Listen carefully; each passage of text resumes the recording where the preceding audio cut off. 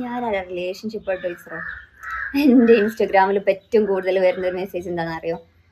ബ്രേക്കപ്പിലൂടെ ഒക്കെ കടന്നു പോകുന്ന ആളാണെങ്കിൽ എങ്ങനെ നമുക്ക് ഹീൽ ചെയ്യാൻ പറ്റും, അതുപോലെ എങ്ങനെയാണ് ലൈഫിൽ ഒരു ടഫായിട്ടുള്ള ഒരു സിറ്റുവേഷൻ, എങ്ങനെ ഒരു ഇമോഷണലി നമ്മളാകെ തകർന്നു പോയിട്ടുള്ള ഒരു സ്റ്റേജ് നമുക്കതൊന്ന് റിക്കവർ ചെയ്ത് വരാൻ പറ്റുമോ, ഇനി നമുക്കൊരു ലൈഫ് ഉണ്ടാവുമോ, ഇവർ നമ്മൾ ഏതെങ്കിലും കാലത്ത് മറക്കുമോ, അങ്ങനെ കുറേ മെസ്സേജസാണ് വരിക.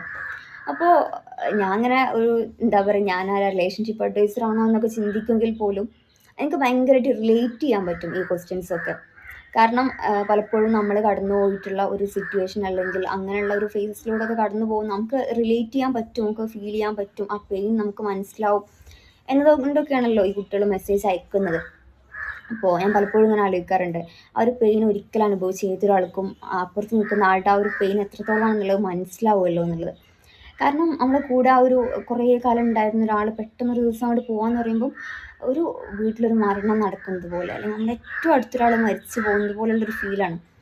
അത് റിക്കവർ ചെയ്യാന്ന് പറഞ്ഞാൽ ഒരു ലൈഫിൽ ഏറ്റവും ടഫായിട്ടുള്ള കാര്യം എന്താണെന്ന് വെച്ചാൽ ഞാൻ ഒരു പക്ഷെ പറയാതായിരിക്കും, അത് റിക്കവർ ചെയ്യുക എന്നുള്ളതാണെന്ന്. അപ്പോൾ ഇറ്റ് ടേക്സ് ടൈം. അപ്പോൾ അങ്ങനെ നമ്മൾ കുറേ ടൈം എടുത്ത് പ്രാക്ടീസ് ചെയ്ത് നടന്നു പോകേണ്ട ഒരു കാര്യമാണത്.